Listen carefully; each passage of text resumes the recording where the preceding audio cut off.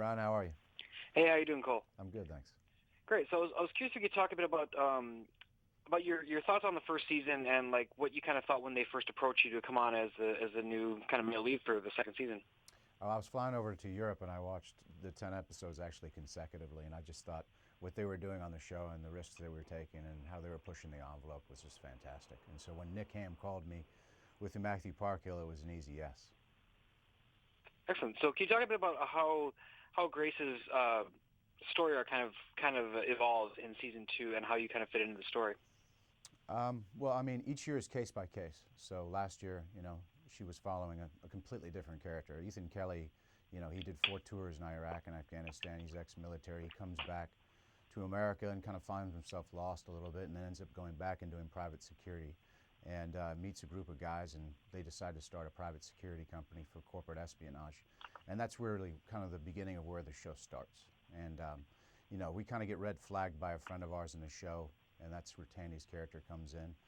And as the show progresses in the 10 episodes, you start to realize that we have a dark, deep secret that of something that we did over in Afghanistan. Okay.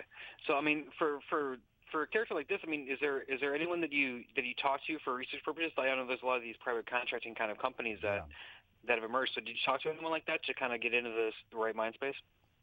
Fortunately, I've worked with a lot of military people throughout the years that have gone over and done that stuff. So a good friend of mine, Troy, I spoke to him about it and just kind of what it entails. And I mean, he used to protect dignitaries over there, and so in that way, yes, I did.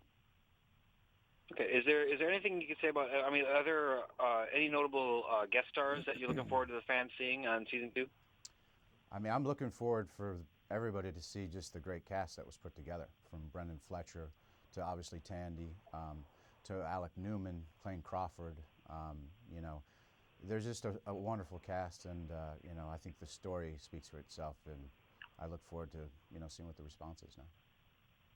Excellent. Is there anything that you have in development that you can talk about right now? Yeah, I'm directing a film in November here in New York called The Westies, which is about the rise and fall of the Irish mob in the 1970s. Oh wow! Do you have like a cast lined up for that, or? I do. I mean, we're close to completing the cast, and hopefully we get one more piece to the puzzle, and we'll be off to the races.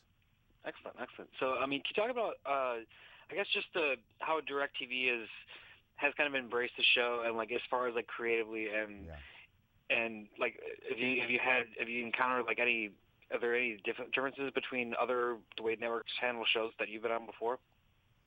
I mean, it's night and day. What DirecTV, is doing, and the ability that they've given me and Matthew Parkhill again, and the creator, to go and create and to take risks and push the envelope, is like nothing I've ever done before. I mean, it's I think this company and what they're doing right now and the content they're putting out is as good as any. Excellent. So, I mean, just wrap up. Is there anything you'd like to say to people who might not have seen season 2 about why they should tune in for season 1? About why they should tune in for season 2 next week? Just please tune in. I'm very proud of the show, and I think it's a really smart show. And if you like shows that you have to think and you're not being spoon-fed, this is an awesome show. So please tune in May 28th.